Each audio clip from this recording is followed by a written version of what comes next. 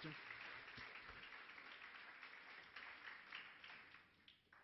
Merci Raphaël. Alors comme tu as débordé, tu es puni. On ne va pas prendre de questions. On prendra des questions à la fin pour tout le monde. Et on va tout de suite, comme on a pris du retard. Alors on a beaucoup parlé de la France avec Raphaël. Et on va aller voyager. On va même faire un tour du monde avec Philippe Pestane qui va nous emmener en Chine ou aux États-Unis et en Angleterre.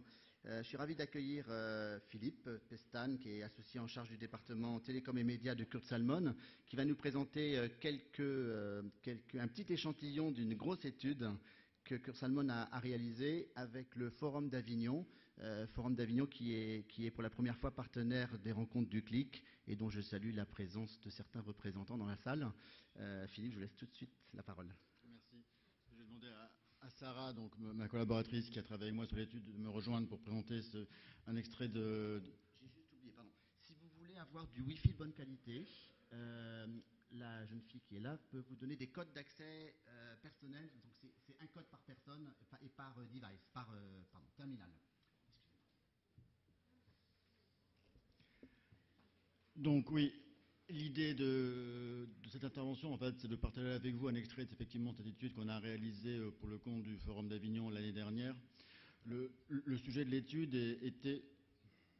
Comment ça dépasse ?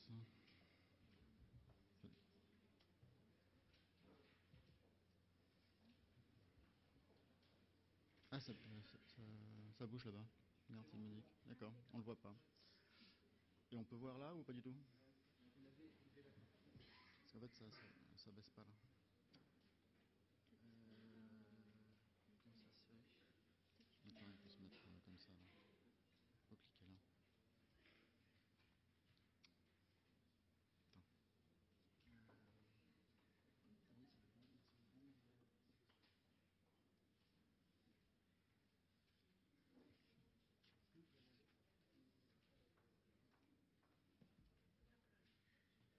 Vous avez tout fermé avant ? On a touché. Alors, hop.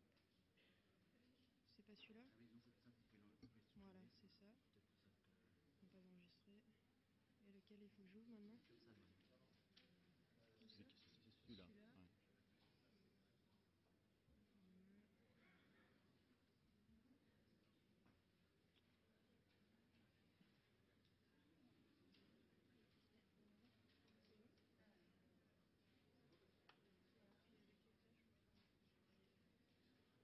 Ok, c'est bon, désolé pour ce petit problème technique. Donc on vous disait qu'en fait, cette étude qui est disponible sur notre site internet ou sur le site du forum avait pour vocation de se questionner autour de la façon dont les diffuseurs et institutions culturelles devaient se réformer à l'ère du numérique. En termes de proposition de valeur, en termes d'accompagnement des publics, et pour y arriver en interne, je dirais, en termes d'organisation et de compétences et de savoir-faire. Étant un cabinet de conseil qui accompagnons les organisations autour de la transformation digitale, notre compétence n'est pas de vous accompagner dans la formulation de votre proposition de valeur en tant qu'institut muséal, mais plutôt de vous accompagner dans la façon dont vous pouvez apporter au public en termes d'organisation, de process et de savoir-faire ces propositions de valeur. Et c'est là-dessus que nous pouvons intervenir.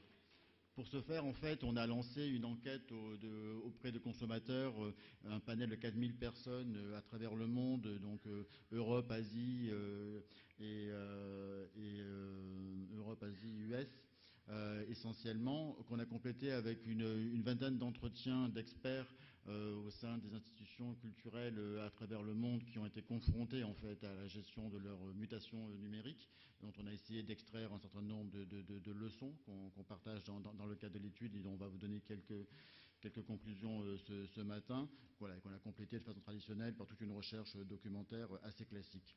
Alors on ne va pas vous assommer de graphes et de chiffres ce matin. Si vous voulez avoir tous les détails, ils sont dans l'étude. On va essayer de partager avec vous peut-être quelques flashs qui ressortent de l'enquête consommateur qu'on a pu réaliser.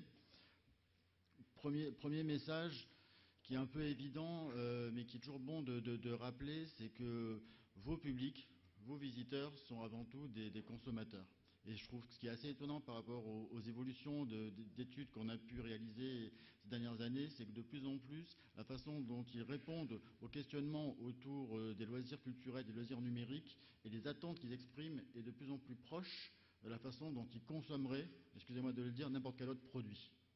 Et donc ça crée un niveau d'exigence vis-à-vis de vous qui est de plus en plus élevé.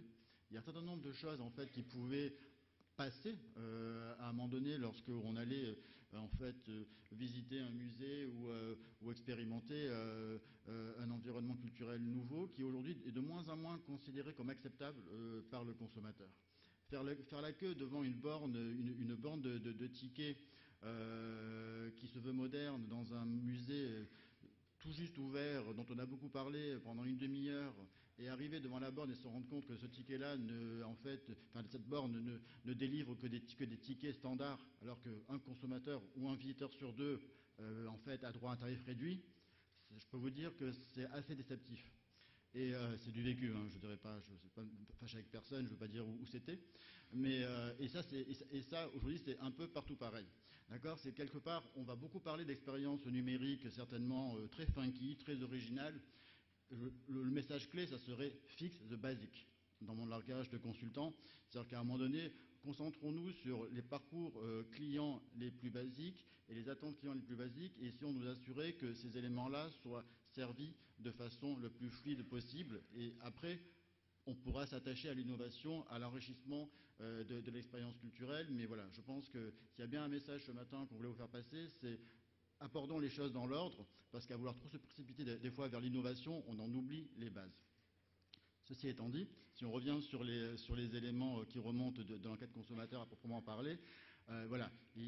Pourquoi j'exprimais ce souci par rapport à l'expérience en fait visiteur dans vos environnements. Il est très clair que les freins majeurs identifiés par l'enquête en fait tournent de façon assez évidente et particulièrement en France, comme vous le voyez sur le graphique, sur la gestion de la queue. Et donc, alors je dirais, vous êtes victime de votre succès hein, et de la qualité du travail que vous réalisez, qui emmène de plus en plus de monde dans vos espaces.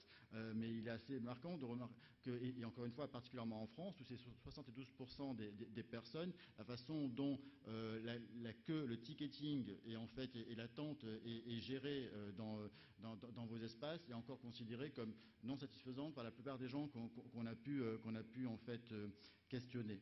Les autres freins majeurs identifiés tournent toujours aussi autour un peu du parcours. Donc c'est suivre un parcours préétabli, c'est retirer des billets sur place, ce sont les horaires de visite. Donc voilà, c'est toute vraiment cette expérience du parcours du visiteur dans l'espace muséal qui reste encore à travailler. Et au plus en fait on questionne des gens qui sont des assidus de vos propositions, au plus ils sont naturellement sensibles à ces éléments-là.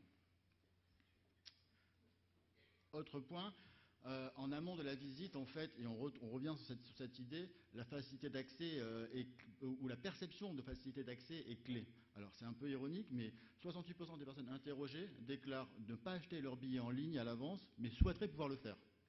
D'accord ? Donc on a aussi toujours ce paradoxe un peu où dans la réalité de l'usage et dans les attentes, il y a quand même une dichotomie qui reste assez forte. On a des spectateurs qui attendent d'être aussi rassurés de leur visite. Il y a une proposition, alors je pense que c'est plus vrai quand on est dans des capitales ou des régionales ou nationales, mais il y a aujourd'hui une profusion de l'offre culturelle et il y a quelque part une compétition qui s'insère entre différentes propositions culturelles et on voit que les consommateurs sont de plus en plus un peu perdus au sein de cette proposition et que de ce fait, les avis et la présence en fait des propositions culturelles dans les médias est clé dans les choix de visite qu'ils vont réaliser. Et on voit là que consulter l'avis de visiteurs précédant une visite devient un élément de plus en plus clé. Donc c'est 40%, en France, 40% des gens qu'on a interrogés le déclarent comme très appréciable. Plus de 10% en fait considèrent être déjà un usage que de en fait regarder un certain nombre de recommandations avant d'aller visiter un musée. Voilà, je pense que ce sont des éléments de comportement d'achat que l'on réalise tous avant d'aller peut-être acheter un appareil photo ou un voyage ou choisir un hôtel. Aujourd'hui, en fait, on réplique tout simplement dans son comportement de consommation culturelle. L'idée aussi d'accéder à des contenus en ligne pour préparer la visite. et aussi devient aussi une évidence pour tout un chacun. Mais ça, je pense que vous y travaillez depuis suffisamment longtemps. Alors, autre paradoxe, c'est que d'un côté, tout le monde se déclare, quelle que soit son origine géographique, très, très attentif, très, très, très demandeur en termes d'expérience culturelle digitale. Pour autant, en fait, quelle que soit l'origine géographique, les consommateurs que l'on a pu en fait questionner désirent rester maîtres de cette expérience culturelle. Il y a quelque part une peur de la proposition de valeur trop intrusive qui fait que, grosso modo, ça vient parasiter sa visite, parasiter la consommation ou le rapport que l'on a avec l'œuvre. Donc innover, oui, mais laisser quelque part le visiteur maître de son expérience et laisser le choisir d'en consommer ou pas, et quand il a envie de les consommer. Et c'est particulièrement vrai pour avoir travaillé sur des problématiques type livre numérique qui était évoqué juste avant, ou donc Smart TV, télévision connectée. Un des freins en fait à la consommation, et peut-être un des freins qui font qu'il y a si peu de gens, ce qui m'étonne quand même dans la salle, qui ont déjà des objets connectés, c'est quelque part on est tous relativement attirés par rapport à ces nouvelles propositions, mais pour autant il y a quelque part une crainte d'intrusion assez forte dans nos vies privées qui doit être quelque part gérée, abordée, et si l'on veut vraiment rendre cette consommation plus fluide et naturelle. Alors, autre idée qui est ressortie en fait du questionnaire et qu'on évoquait déjà il y a quelques minutes, c'est le point en fait des recommandations. Et pas simplement de consommer des recommandations, mais en fait d'être acteur de la recommandation. Et ça, je pense que c'est un message relativement important. Vous avez tous pris conscience de la nécessité, ça a déjà été évoqué ce matin, d'exister sur les réseaux sociaux, que ça soit donc en termes de présence dans l'offre culturelle ou simplement de diffusion de vos contenus. Il ne faut pas considérer les réseaux sociaux comme étant un substitut à la maintenance gratuite de sites internet que vous avez du mal à entretenir. Pour avoir discuté avec certains d'entre eux un peu trop aujourd'hui la façon dont ils considèrent que les musées appréhendent les réseaux sociaux. Les réseaux sociaux, ça s'anime, il faut exister dessus, il faut être dynamique, et quelque part ça prend du temps et des ressources, et je sais que vous manquez de l'un comme de l'autre, et quelque part en fait vous avez la chance d'avoir des publics qui sont tout à fait désireux d'être contributeurs. Et donc, quelque part, faciliter leur expression en votre nom, maîtrisé au sein des réseaux sociaux, vous permettrait d'avoir un reach, comme on dit, d'avoir un niveau d'engagement beaucoup plus fort, et ils sont relativement demandeurs. Si je prends le chiffre qui est affiché là, en moyenne, 71% des personnes interrogées déclarent apprécier pouvoir donner leur avis lors d'une visite. Alors, en plus, s'ils rajoutent à cet avis-là une vidéo ou une photo, je peux vous dire que votre impact sur les réseaux sociaux augmentera significativement et à moindre coût. Je vais accélérer parce que sinon on va vraiment tous déraper en termes de timing. En conclusion, si vous avez accès à plus de données, encore une fois, l'étude est disponible sur notre site ou le site du forum. Que retenir de ce que nous disent les consommateurs? Et objectivement, sincèrement, qu'ils soient asiatiques, américains ou européens, c'est un peu kiff-kiff. Accessibilité, d'accord? Fixons les basiques de l'expérience digitale et grosso modo, Amazon crée aujourd'hui un certain nombre d'attentes en termes de consommation de produits et de biens culturels, et le même niveau d'exigence est aujourd'hui exprimé par les consommateurs lorsqu'ils se retrouvent dans des environnements en fait muséals ou autres qui sont liés à la culture. Je pense que ça, c'est relativement important. Et bien sûr, une fois qu'on a quelque part maîtriser cette expérience client de A à Z et de façon la plus fluide possible, vous avez tout le champ en fait de créativité et d'innovation dont on parle beaucoup autour d'une expérience étendue, avant, après, enrichie, intelligence artificielle, tout ce que l'on veut. Mais encore une fois, je pense, prenons les choses dans l'ordre.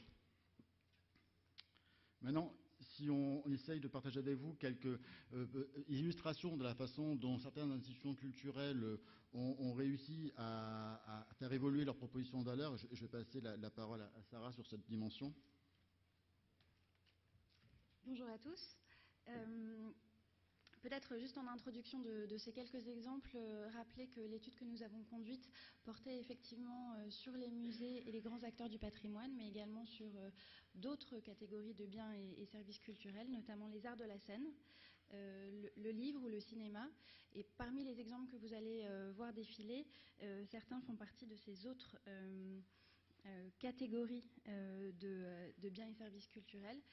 On jugeait que ça pouvait être aussi pertinent d'ouvrir quelques exemples sur vos pairs finalement, qui eux aussi sont confrontés au même type de problématiques d'adaptation de leur offre, de leur proposition de valeur aux nouvelles attentes du numérique. Alors peut-être premier exemple, on disait tout à l'heure que le numérique permet d'offrir une expérience complète et c'est ce qui est attendu aujourd'hui par les publics.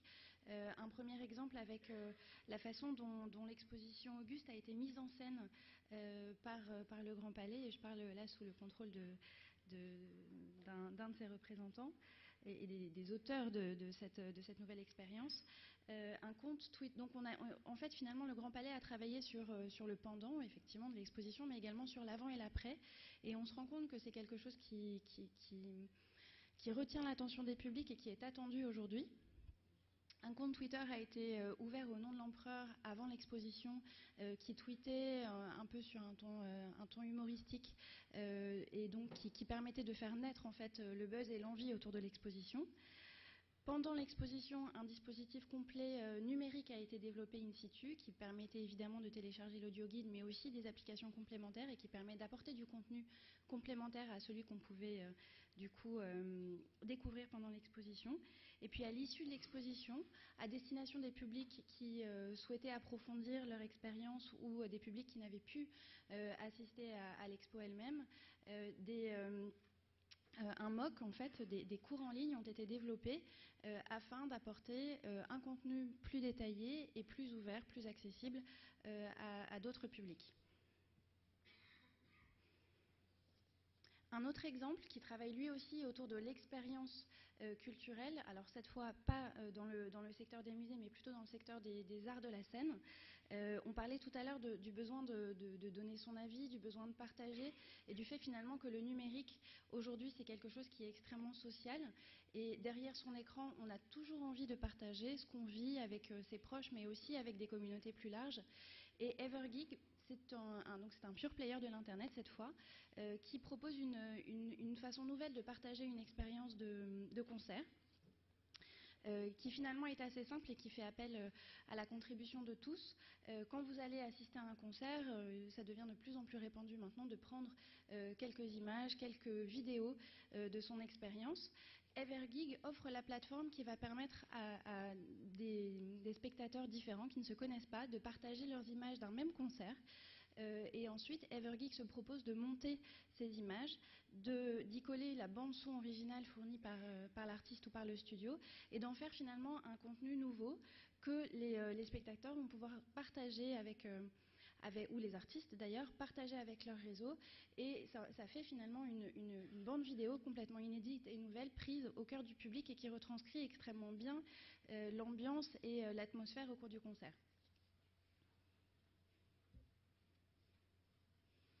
Alors peut-être autre exemple, peut-être un peu plus classique aussi, mais qui illustre finalement le besoin et le souhait pour de grandes institutions culturelles. Et là, on a pris l'exemple du Met, de travailler autour des expositions et autour du lieu physique elle-même, en offrant des contenus complémentaires, des contenus aussi parfois inédits, qui sont adaptés au support numérique, à la consommation Internet, et qui permettent de cultiver une certaine proximité avec les publics et de travailler aussi sur leur engagement, sur leur curiosité et sur la façon dont ils découvrent certaines œuvres ou certains nouveaux artistes. Dans ce cas-là, c'est le Met à New York qui a développé une petite série de formats courts, vidéo, qui racontent chacun l'histoire et qui font découvrir certaines œuvres du musée présentées par les conservateurs. Et c'est évidemment un format qui n'est disponible que sur Internet.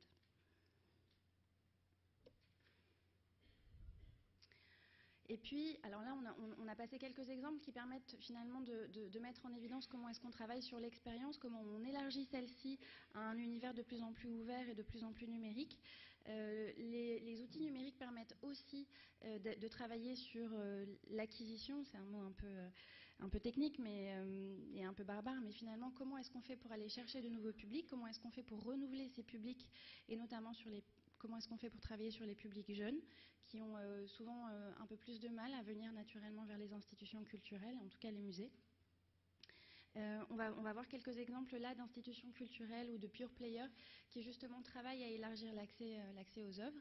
Ici, un premier exemple, le Digital Theatre, qui est un acteur qui s'est développé au Royaume-Uni et qui offre en fait aux grandes scènes londoniennes, théâtrales londoniennes, la possibilité de faire capter leurs spectacles et de les diffuser ensuite sur des plateformes numériques de téléchargement, de streaming, sur n'importe quel type de support et à destination de n'importe quel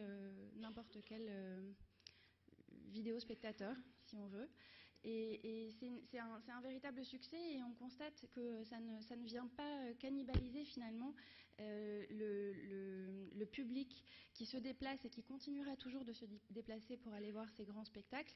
Ça permet simplement d'élargir leur accès, de faire connaître ces œuvres à des publics peut-être un peu plus éloignés de ce type de pratique.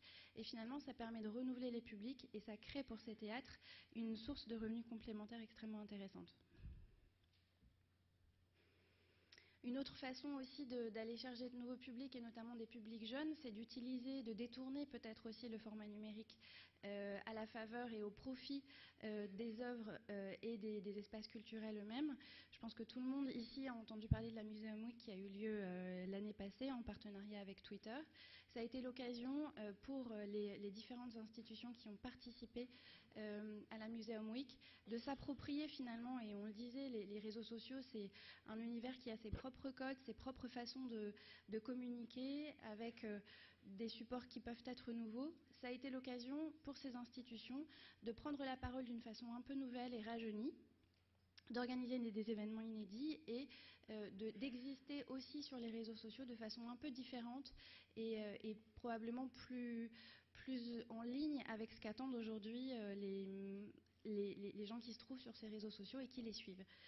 Donc un véritable succès qui a permis, on le sait, à certains des institutions qui ont participé à l'opération d'augmenter de façon assez significative le nombre de leurs followers sur Twitter, mais aussi sur les autres réseaux sociaux, et notamment des publics jeunes. Et puis peut-être un dernier exemple, on parlait de réalité augmentée tout à l'heure. C'est vrai que le numérique permet aussi de révéler certains trésors de notre patrimoine de façon un peu différente, en enrichissant ce qu'on est capable de voir grâce à certains terminaux, mais ça peut être son téléphone portable ou une tablette quelconque. Là, on a pris l'exemple de la visite en 3D de Jumièges, de l'abbaye de Jumièges, qui permet de redécouvrir le site historique en réalité augmentée et de façon totalement nouvelle, sans que des investissements majeurs n'aient eu à être déployés sur le site lui-même de façon physique. Alors peut-être un troisième levier qu'offrent les outils numériques, et j'en finirai avec cette petite collection d'exemples, c'est aussi une façon de renouveler les modèles économiques de certains acteurs. On parlait tout à l'heure d'industries qui ont souffert finalement du numérique et qui ont vu la valeur s'écrouler. C'est le cas et cette problématique n'est pas totalement résolue aujourd'hui, mais on voit que de nouveaux modèles émergent. Et tout à l'heure, on parlait du livre numérique notamment, et je prendrai juste cet exemple-là. On voit des acteurs, et il y a un acteur canadien qui s'appelle Bitlit, qui essaye justement de tirer profit des deux mondes et de proposer quelque chose qui combine le meilleur du numérique et le meilleur du livre physique, auquel on continue de tenir, et on voit bien que les 11% seulement de lecteurs numériques prouvent qu'on reste 89% à attacher de l'importance au support physique. Cet acteur Bitlit permet en fait de numériser sa collection de livres, celle qu'on possède tous chez nous, en prenant une photo de la dernière page du livre qu'on aura signé. Et du coup, ça permet de faire basculer totalement sa bibliothèque au format numérique pour pouvoir l'emporter n'importe où et de façon extrêmement libre. Ça permet de garder sa bibliothèque papier parce qu'on y tient et parce que ce sont des objets souvent aussi à caractère assez affectif pour certains. Et puis ça permet aussi, et c'est peut-être là finalement l'avantage principal de cette proposition de valeur, ça permet de collecter un certain nombre de données sur les lecteurs auxquelles les éditeurs n'ont pas accès autrement. Sauf à passer par de grands distributeurs comme Amazon.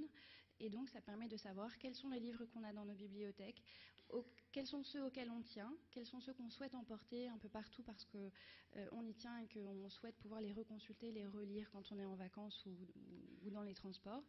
Et du coup, ça permet aux éditeurs de disposer d'une nouvelle matière qui va leur permettre de faire des offres nouvelles et de travailler sur ce que nous, on attend et ce qu'ils sont capables de nous proposer en face. Très rapidement, parce qu'on arrive peut-être au terme, du coup, quels sont... nous, on s'est posé la question, puisqu'on est des consultants, on finit toujours par se poser la question de l'organisation et de la façon dont les institutions, les entreprises doivent réagir face aux mutations. Pour nous, il y a... pour les institutions culturelles, un effort majeur à mettre, notamment sur le marketing, ce qu'on appelle le marketing. C'est vrai que assez souvent, et en rencontrant certains de vos pairs, peut-être certains d'entre vous, on se rend compte que le marketing, et notamment dans l'univers des musées, c'est pas un terme qui est très usité, qui est parfois même un peu tabou. Pour nous, il ne faut pas avoir honte d'adopter le meilleur de ce que les grands marketeurs utilisent depuis longtemps dans d'autres industries. Travailler sa stratégie d'acquisition, connaître ses clients, entre guillemets, mais ses publics spécifiquement pour vous, et savoir du coup ce qu'ils attendent et comment est-ce qu'on va réussir à répondre à leurs attentes. Mieux communiquer vers ces publics, travailler sur leur fidélité, leur engagement aussi, c'est relativement important, et on le voyait, ils attendent de voir cette fidélité récompensée, donc il faut réussir à leur montrer qu'on reconnaît leur fidélité et qu'on sait la récompenser. Et puis cultiver la relation avec ces publics et leur engagement. Tu suis ou... Oui, on va peut-être accélérer, sinon... C'est bon, c'est bon. En fait, comme on vous le disait, on a rencontré pas mal de directeurs, de patrons d'institutions culturelles qui étaient relativement avancés dans leur mutation, et on a essayé d'en retenir quelques leçons. Et quelque part, ça a presque déjà été évoqué ce matin dans l'introduction, sur la façon dont les organisations tentent de se transformer au regard du numérique. Si on fait le bilan, la plupart des institutions qui ont décidé d'y aller et qui sont un peu en avance, on fait le constat qu'à un moment donné, ce qui paraît évident pour rapport à tout le monde, c'est que c'était incontournable. Il fallait passer le pas, il fallait sauter, mais que pour autant, en fait, les compétences et les savoir-faire en interne étaient rares. Voilà, et elles sont rares dans l'absolu et encore plus rares dans vos environnements.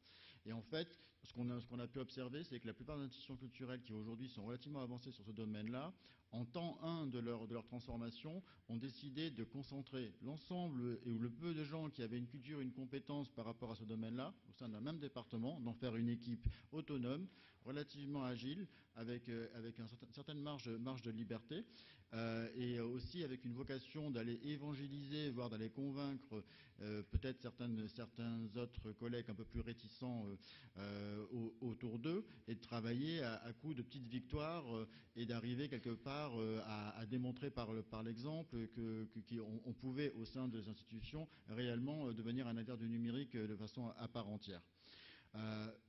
Ceci étant fait, et je pense que la plupart d'entre vous ont déjà passé cette étape, et ça peut-être rappelle quelque chose, je vois certains sourire par rapport au vécu que vous avez ces dernières années. Ceci étant fait, dans les institutions culturelles les plus avancées, en fait, on voit aujourd'hui que ces équipes-là sont rééclatées quelque part dans les organisations, puisque le numérique devient l'affaire de tout le monde.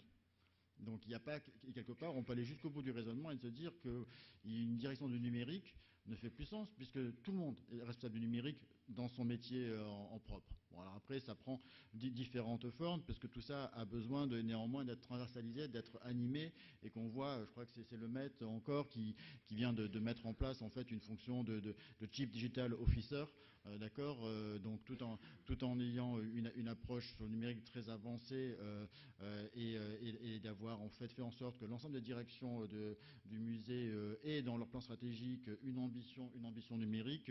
Ils ont néanmoins gardé une fonction présente au comité de direction dans ce qui joue cette fonction transversale et d'animation et de partage. Au-delà des organisations et des ressources, le numérique, c'est aussi une culture. Et c'est aussi quelque part l'acceptation d'un mode de fonctionnement qui est un peu différent, particulièrement difficile dans la culture française en règle générale, et notre côté fortement inspiré par un environnement d'un certain M. Descartes, qui est que grosso modo est inspiré du modèle en fait des startups Internet que l'on regarde tous avec admiration, mais au final, qu'est-ce qu'ils font ces gens-là? Ils s'autorisent à se planter. Et quelque part, accepter le droit à l'échec, et accepter en fait que grosso modo on essaie des choses, ça marche pas, et on passe à autre chose, et que mais c'est pas grave, on a essayé, c'est très important. Et c'est comme ça que, quelque part, les gens qui ont le mieux réussi dans la transformation au sein de l'organisation ont réussi à instaurer, en fait, cette dimension culturelle dans le management et dans l'acceptation, et ce qui, dans le jargon, en fait, on appelle le test and learn. Voilà, en français, c'est quelque part faciliter, stimuler ce droit à l'échec et cette prise d'initiative. Je vais conclure. Donc, en conclusion, sur les aspects organisationnels des institutions, on a évoqué donc les attentes consommateurs avec des modèles d'accès plus simples, des expériences sans couture, et grosso modo arriver à adresser les frustrations et les freins à la consommation et à l'expérience. Je pense que j'ai suffisamment insisté sur ce point ce matin. Bien sûr, une fois qu'on a géré ces irritants-là, il y a tout un champ de créativité, d'expérience enrichie qui s'offre à nous pour quelque part retransformer l'expérience muséale, et vous y travaillez tous les jours. Pour autant, il faudra faire bien en sorte que ceux qui sont le moins, je dirais, appétents à ce type d'expérience ne considèrent pas les propositions que vous leur faites, comme je disais, trop intrusives ou trop invasives. Voilà, là-dessus, il y a un rejet assez fort qui peut se faire assez rapidement. On l'a dit, pour y arriver, je pense qu'il y a des techniques, des termes et des compétences autour du marketing qui sont à valoriser, qui sont à accepter, et en particulier autour du marketing digital et du marketing analytique.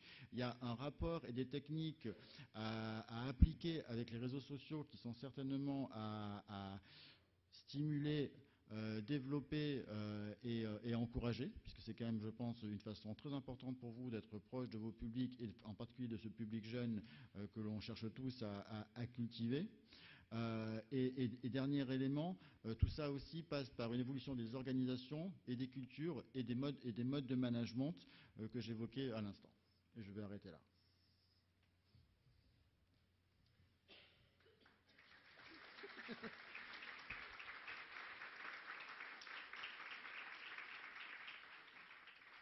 Merci beaucoup, Sarah et Philippe. Je vous propose, Sarah, si vous voulez, vous pouvez aller vous asseoir aussi, et on va prendre deux questions, et je vais demander aux intervenants de répondre de manière le plus succinct possible pour pouvoir prendre plus de questions éventuellement. Donc, sur les deux premières interventions, questions ou réactions? Et juste une petite chose avant d'écouter la question. On va mettre en ligne les deux présentations, on va les mettre en ligne tout à l'heure, dans une quinzaine de minutes, parce que je sais que les slides n'étaient pas toujours visibles du fond de la salle. Donc vous aurez toutes les slides en ligne cet après-midi. Une question au fond. Oui, Nicolas Delettre de Cap Science Bordeaux. On a eu la chance à Cap Science de faire cette transformation du numérique, un vrai sujet qui est lourd de conséquences pour ces institutions culturelles. On est en diminution budgétaire et ça demande clairement des nouvelles compétences, des nouvelles ressources, donc des ressources financières. Et donc il y a un effet ciseau où finalement la majorité de la puissance publique nous demande de diminuer nos coûts de fonctionnement, alors qu'on est justement sur un moment stratégique où il faut venir investir le numérique et donc avoir des ressources financières supplémentaires. Donc là, il y a un vrai frein conjoncturel fort sur comment on fait pour résoudre cette équation. et d'arriver à convaincre qu'il faut investir sur cette transformation, mais c'est un investissement lourd de conséquences pour les institutions, et c'est un moment finalement économique peu opportun pour le faire. C'était plus une réaction une qu'une question question, ou si j'ai bien c'est compris. On est en train de dire c'est super, faut le faire, mais grosso modo, comment je dégage des ressources, comment j'alloue différemment mes ressources pour pouvoir me permettre cette transformation-là, quoi. Parce que c'est bien, faut le faire, mais comment, quoi. Tu as prévenu un représentant du ministère de la Culture dans le débat ou non? Oui, vas-y. Non, c'est une évidence. Enfin, sincèrement, vous voulez répondre? Enfin, on est bien conscient que vous êtes tous dans des squeezes de budget et de ressources relativement conséquents, et je l'ai abordé rapidement, au moment donné où vous devriez effectivement venir compléter vos organisations de compétences et de profils qui n'y sont pas naturellement. Ces compétences et profils qui sont peu nombreux dans les entreprises, et encore moins au sein des instances muséales, et que grosso modo, l'innovation est bridée chez vous pas par un manque d'idées ou envie d'innover, mais par un manque de moyens, certes. Voilà. Après, je pense que comme toute organisation dans l'environnement dans lequel on évolue, et c'est vrai dans gérer nos clients du monde du privé, à un moment donné, ce sont des arbitrages, et que effectivement. Alors après, je suis pas dans votre métier, je peux pas quelque part me permettre de donner des orientations à votre place. Mais il va falloir faire en fait des arbitrages budgétaires et jouer sur des vases communicants. Je ne vois pas, je vois pas d'autres solutions. Alors, je vais oser juste pour compléter ce que vous dites, mais peut-être me faire complètement huer par la salle, mais pour augmenter ses revenus, il y a eu beaucoup d'études qui ont été faites sur la gratuité. Est-ce qu'elle participe beaucoup de la démocratisation et de la diffusion de l'accès au musée? Est-ce qu'on ne peut pas augmenter, en tout cas de manière ciblée, les tarifs pour des gens qui sont prêts à payer plus? Quelle est la propension à payer? Je pense que là, je me mets dans le... C'est courageux de dire ça, me dit mon monsieur à côté, effectivement, mais je pose juste la question en tant que sociologue marchand de l'extérieur. Il me semble que des études, par exemple, il y a longtemps, ont été faites par exemple par mes amis du Credox sur le public des photos exposées sur les grilles du Jardin du Luxembourg. Peut-être que certains connaissent ce genre d'études. Est-ce que le public aurait été prêt à payer pour ça? Peut-être. Voilà, c'est juste, je me permets d'arriver comme un chien dans un jeu de quilles pour poser juste cette question qui certainement va soulever beaucoup de débats, mais il faut débattre, c'est ça qui est amusant aussi. Pour aller dans ton sens, les musées anglais ont un peu fait ce choix, puisque les collections permanentes sont gratuites et les expositions sont très chères, les expositions temporaires. Oui, et justement, en fait, je voudrais rebondir aussi un petit peu sur ce sujet, c'est la question de la rentabilité de cette migration numérique. Est-ce que le fait d'offrir des services supplémentaires peuvent être rentabilisés, peuvent être monétisés?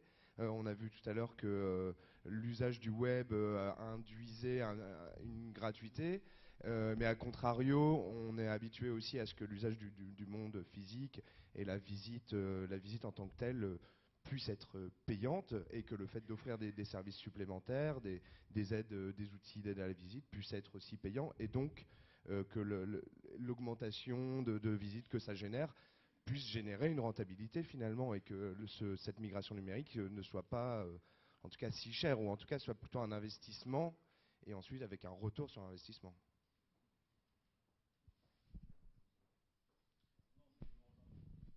Non, ça va marcher. Je vous rejoins tout à fait. Je pense qu'il y a dans l'idée du marketing digital, l'idée quand même de développer les flux, les visites et donc les revenus. Après, si on élargit le débat, et vous l'évoquiez, mais là je pense qu'on sort peut-être du débat, mais c'était évoqué ce matin, des industries qui ont été fortement impactées par le digital, et plus lourdement que vous, si on prend des industries comme la presse par exemple, aujourd'hui, ça pose même des questions de démocratie, on ne va pas l'ouvrir là, c'est un autre débat. On voit bien que quelque part, ils sont allés ils cherchent en permanence des revenus complémentaires par de la diversification autour de leurs activités. Vous prenez des titres comme les Échos. Aujourd'hui, les Échos, ça fait de la formation professionnelle, ça fait des conférences. Voilà, ils arrivent à dégager toute une forme de revenus additionnels et grâce à ces revenus-là, ils financent leur migration numérique. Hein, d'accord, ils gardent la tête hors de l'eau et ils financent leur mutation numérique. Donc ça vous demande effectivement d'encore plus, je dirais, élargir votre scope d'intervention et vos savoir-faire pour quelque part aller financer votre mutation numérique. Mais l'enjeu est complexe, je l'entends bien. Et pardon, peut-être aussi pour rebondir sur la toute première question, en apportant un éclairage qui est peut-être anecdotique, mais au cours des rencontres qu'on a eues avec les différents professionnels de la culture, on s'est rendu compte que ceux qui réussissaient le mieux à répondre à cette contrainte et à cet enjeu de réussir à investir avec des budgets limités sont ceux qui essayaient de réfléchir un peu hors du cadre et qui essayaient de s'associer par exemple avec des startups de façon tout à fait dans des logiques gagnant-gagnant, par exemple en abritant des startups au sein de leurs locaux et en leur permettant de venir développer leur activité au sein de locaux qui étaient disponibles, en échange d'un transfert de compétences de la part de jeunes pousses relativement innovantes qui pouvaient venir acculturer finalement l'entreprise à de nouvelles pratiques, à de nouvelles compétences. Et donc c'est vrai que c'est quelque chose qui n'est pas forcément très simple à mettre en œuvre, mais in fine ça peut aussi être une façon peut-être un peu plus maligne et innovante de s'approprier de nouvelles compétences et de réussir progressivement à muter tout en tenant compte effectivement de ressources qui sont contraintes et limitées.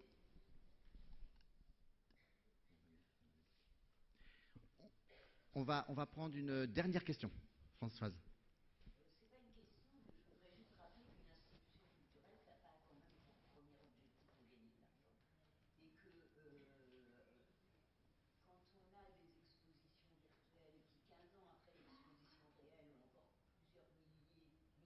Même de visiteurs.